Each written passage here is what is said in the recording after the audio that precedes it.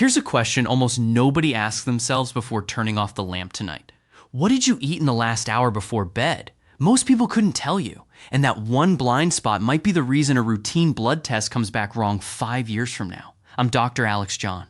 Stick with me, because what I'm about to walk you through tonight is something almost no one over 60 has ever been told, and it happens every single night, whether you notice it or not. Here's the uncomfortable part. Your kidneys don't work the same at 11 p.m. as they do at 11 a.m. There's a window late at night when your whole cardiovascular system is supposed to power down. Your blood pressure is designed to drop. Your heart rate slows. Your kidneys, if everything is working the way it should, finally catch a break from the constant grinding they do all day long.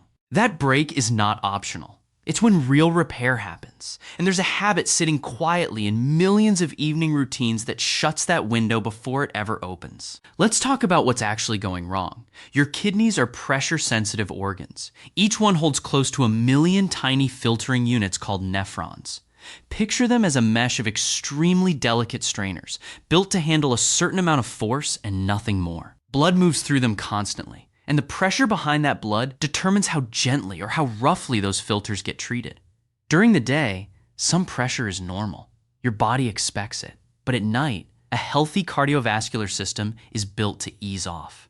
Researchers call this the nocturnal dip. Blood pressure is supposed to fall by roughly 10 to 20% while you sleep, and that dip is precisely when kidney tissue gets its recovery time. Here's where the habit comes in. A lot of people, especially after 60, end their evening with something salty. A handful of chips in front of the news, salted crackers with a snack before bed, a takeout meal eaten later than it should be. Sodium pulls water into your bloodstream and holds it there. More fluid in the vessels means more pressure pushing against the walls. And that pressure doesn't politely wait until morning to level off. It stays elevated straight through the night, right through the window your kidneys were counting on for rest. Instead of dipping, blood pressure stays flat, or in some cases it barely drops at all. Doctors call this non-dipping, and it has been studied for years. People whose pressure fails to fall overnight show measurably faster kidney decline compared to people whose pressure dips the way it's supposed to. That's not a theory. That's consistent clinical observation.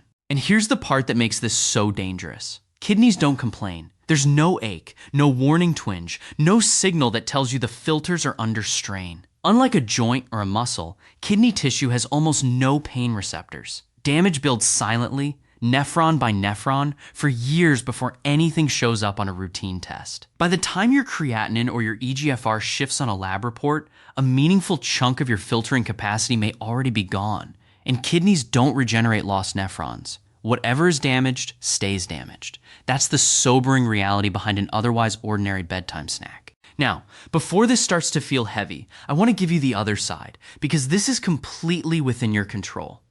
Kidneys respond fast to pressure changes.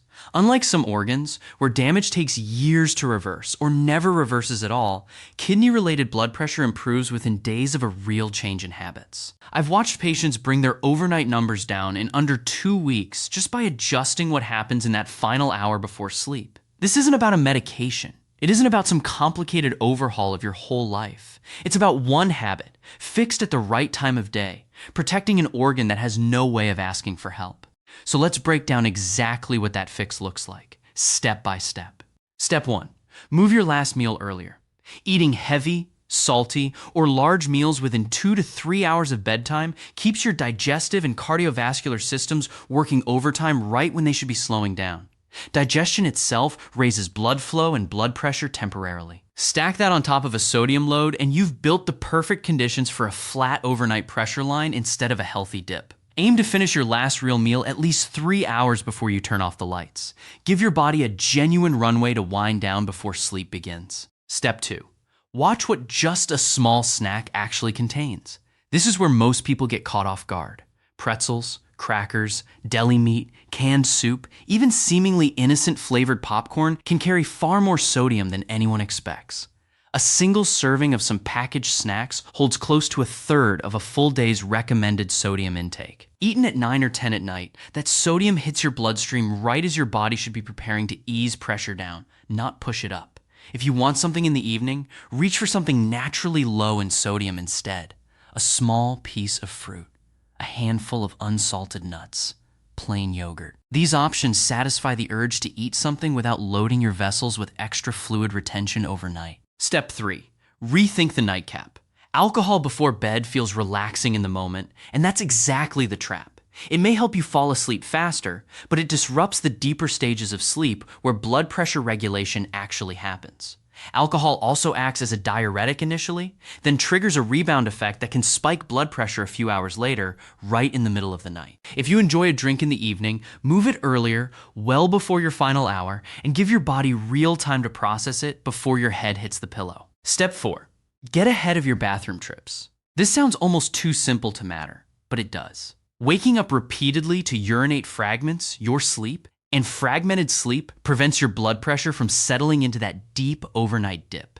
Reduce fluid intake in the last hour or two before bed, not by cutting water out of your day entirely, but by front-loading your hydration earlier in the evening instead of right before you lie down. Well hydrated during the day, lighter on fluids right before sleep. That balance protects both your bladder and your kidneys at the same time. Step 5. Move your body after dinner. A short walk, even just 10 minutes, does something remarkable for your overnight blood pressure. Light activity after eating helps your body process the meal more efficiently and encourages blood pressure to settle rather than climb. Patients who add a brief post-dinner walk consistently show better nighttime dipping patterns on home blood pressure monitors. You don't need a workout. You need movement consistently in that window between dinner and bedtime. Step 6. If you're on blood pressure or kidney-related medication, check your timing with your doctor. Some medications are more effective when taken in the evening, specifically because they support that nocturnal dip, rather than fighting against a flat overnight pattern. This isn't something to change on your own, but it is absolutely worth a 5-minute conversation at your next appointment. Ask directly, should any of my evening medications be timed differently to support my nighttime blood pressure? Step 7. Track it for 1 week. You don't need expensive equipment. A basic home blood pressure monitor, checked once before bed and once right after waking, tells you almost everything you need to know. If your morning reading is close to or higher than your bedtime reading, that's a signal your body isn't achieving the dip it needs. That single week of data is worth more than guessing, and it gives you something concrete to bring to your doctor if the pattern looks off. Let me tell you about a patient I'll call Frank, 68 years old, active, played golf twice a week, and genuinely believed his health was in good shape. His labs told a slightly different story. His EGFR had dipped just enough to land in the range where we start paying closer attention. Frank wasn't diabetic. He didn't drink heavily. But every night, without fail, he ended his evening the same way. A bowl of salted mixed nuts and 2 glasses of wine in front of the television, usually right up until the moment he went to bed. We didn't start with medication. We started with that routine. We moved his wine earlier in the evening, swapped the salted nuts for a small handful of unsalted almonds eaten well before his final hour, and added a 15-minute walk after dinner. Within 3 weeks, his home blood pressure readings showed a clear overnight dip for the first time in years. 6 months later, his kidney numbers had stabilized completely. Nothing dramatic. No new medication. Just one habit, corrected at the right time of day. Here's your clean takeaway. Your kidneys don't ask for much, but they do ask for one thing every single night. A real window where pressure can fall and repair can happen. The habit that quietly takes that window away isn't dramatic or obvious. It's a salty snack eaten too late, a nightcap poured too close to sleep, a meal that never gave your body time to settle. None of that requires guilt. It just requires awareness and a small handful of adjustments you can start tonight. Move your last meal earlier. Choose lighter, lower sodium options if you snack at all. Give alcohol some distance from bedtime. Walk after dinner. Track your numbers for a week and bring what you find to your doctor. Your kidneys have no way of telling you when something's wrong until real damage has already been done, which means the only real protection you have is getting ahead of it, one evening at a time. If this is the first time someone's actually connected your bedtime habits to your kidney health, instead of just repeating the usual advice about water and salt, take a second right now and share and subscribe. And if there's someone in your life managing blood pressure or watching their kidney numbers, send this to them tonight. This is the conversation that so often gets skipped, and it's one worth having before the numbers change instead of after.